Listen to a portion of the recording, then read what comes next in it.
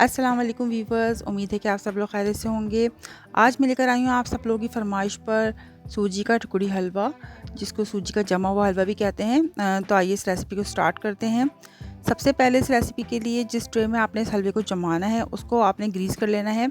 मैं देसी घी से इसको ग्रीस कर रही हूँ। मेल्ट कर लिया था मैंने देसी घी, 2 टेबल स्पून मैंने इसमें डाल के अच्छी तरह इसको ग्रीस कर लिया है। तो ट्रे में लगा के रख दिया है। अब हम इसका शीरा तैयार करेंगे। तो 2 कप शुगर मैंने ली है शीरे के लिए और उसमें 1 कप पानी जाएगा। तो हम इसका शीरा तैयार करेंगे 2 कप शुगर और 1 कप पानी से। जो लोग मीठा कम पसंद करते हैं वो थोड़ा कम भी शक्कर डाल सकते हैं। ये मीठा बिल्कुल परफेक्ट है इसके लिए। तो जो क्वांटिटी मैं आपको बता रही हूँ उसको अच्छी तरह से आप नोट कर लीजिए। पानी हमने डाल के इसको पकाना है और 1 चमचा मैंने इसमें इलायची पाउडर डाल दिया है और हाफ़ टी स्पून मैंने इसमें केवड़ा वाटर डाल दिया है। और हम शीरे को बहुत अच्छी तरह से पका लेंगे। शीरे को हमने एक तरह की चाशनी बनानी है इसकी, तो इसलिए हमने इसको मीडियम फ्लेम पर इसको हम पकाते रहेंगे जब तक हमारी शीरा ही गाढ़ा नहीं हो जाता। तो शीरा जब हमारा देखें गाढ़ा हो चुका है, मुस्तकिल मैं इसको पका रही थी। तो इसकी जो कंसिस्टेंसी है वो ये है कि आपने इसकी एक तरह की चाशनी बनानी है।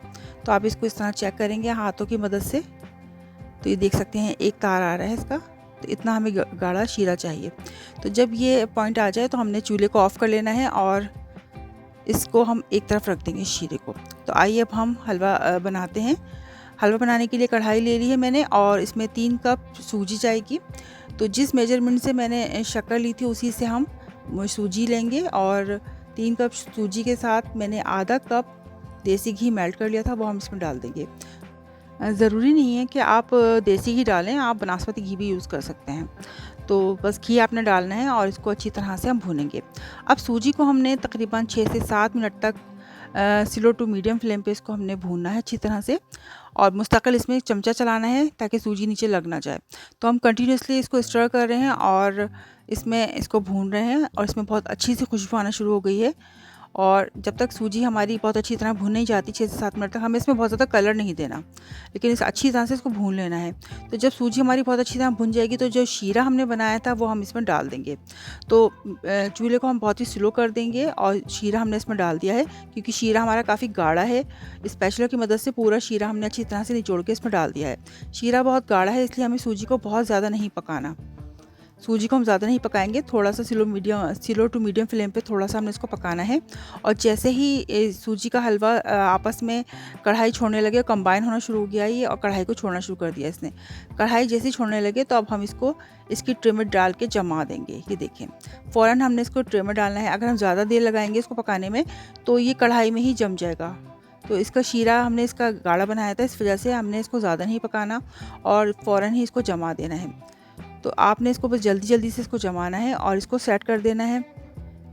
जिस भी ट्रे में आप इसको जमा रहे हैं उसमें स्पैचुला की मदद से या चमचे की मदद से आपने इसको इवन कर लेना है। तो हमने इसको इवन करने के बाद पिसा हुआ खोपरा मैं इस पर डाल रही हूँ और पिसा हुआ खोपरा हम डालने के बाद अच्छी तरह से इसको भी स्प्रेड कर देंगे, फैला देंगे और इसको भी स्पैचुला की मदद से अच्छी तरह इस पर लगा देंगे खोपरे को ताकि इसमें जम जाए अच्छी तरह से। इसके बाद मैंने बादाम और पिस्ते काटे थे वो भी हम इस पर डाल देंगे। मेरी सजेशन तो यही है कि थोड़े से बादाम और पिस्ते आप हलवा बनाते वक्त भी डाल दें और उसको पका लें उसके साथ ही, क्योंकि ऊपर से ये इतनी अच्छी तरह से लगते नहीं हैं और निकल जाते हैं बाद में। लेकिन ये है कि डेकोरेशन के लिए हमें लगाना पड़ता है और अच्छे भी लगते हैं। तो इसको हमने अच्छी तरह से देखें लगाने के बाद स्पैचुला की मदद से या स्क्रैपर की मदद से आपने अच्छी तरह जमाना है। और जैसे ही हम बादाम और पिस्तों को जमा देंगे तो हमने इसकी कट लगा देने हैं। कट लगाना ज़रूरी है क्योंकि बाद में ये जम जाएगा तो उस पर कट लगाना बहुत मुश्किल हो जाएगा। तो इसलिए आपने उसी वक्त इस पर कट लगाना है। कट लगाने के बाद हम इसको ठंडा करने के लिए छोड़ देंगे। तो थोड़ा सा ठंडा हुआ था, अभी ये गर्म हो रहा था तो मैंने थोड़ा सा ठंडे में इसको निकाल लिया था थोड़ा सा देखने के लिए कि कैसा बना है। तो लेकिन हमें इसको बिल्कुल कम्प्लीटली ठंडा करना है, उसके बाद ही इसको निकालना है। और जब ये ठंडा हो गया था तो मैंने इसके तमाम पीसेस कर लिए थे। तो जब ये ठंडा हो जाता है तो बहुत आसानी से ईज़िली इसके पीसेस सारे निकल जाते हैं। तो आप आसानी से इसके तमाम पीसेस को निकाल सकते हैं और ये मज़ेदार हमारा हलवा बनके रेडी हो गया है। तो मैं आपको इसको तोड़कर भी दिखाती हूँ कि ये कितना मज़ेदार लग रहा था। और जब आप इसको हाथ से तोड़ेंगे तो आपको अंदाज़ा हो जाएगा कि ये कितना कड़कदार, ज़बरदस्त, अंदर से कितना क्रिस्पी मज़ेदार सा हलवा बना था। बहुत ही अच्छा हलवा बना था और मुंह में ये मेल्ट होने वाला था। ऊपर से ये कितना कड़क लग रहा है लेकिन जब हम इसको खाएंगे तो ये बहुत ही मुंह में मेल्ट होने वाला है। तो व्यूअर्स, आपको मेरी रेसिपी कैसी लगी? क्योंकि काफ़ी लोगों ने मुझसे ये फ़रमाइश की थी कि हमें सूजी का हलवा बताएं, क्योंकि हमारा हलवा जमता नहीं है सही से। हमने जमाने की बहुत कोशिश की। अगर आप मेरी रेसिपी फ़ॉलो करेंगे तो अच्छी तरह से, तो ये इंशाल्लाह इसी तरह बनेगा। तो व्यूअर्स, हमारा मज़ेदार सा सूजी का टुकड़ी हलवा हाज़िर है। अगर ये मज़ेदार सा हलवा हो और एक कप गर्मा गर्म चाय हो तो मज़ा ही आ जाए। तो इसको बनाइए और इन्जॉय कीजिए। उम्मीद है कि आपको मेरी आज की ये रेसिपी पसंद आएगी। अगर मेरी वीडियो पसंद आती है तो मेरी वीडियो को लाइक कमेंट कीजिए, इसको अपने फ्रेंड्स और फैमिली में ज़रूर शेयर कीजिए और मेरे चैनल को सब्सक्राइब कीजिए। इंशाल्लाह इसी तरह की मज़ेदार रेसिपीज़ के साथ हाज़िर होती रहूँगी। जब तक के लिए अल्लाह निगहबान।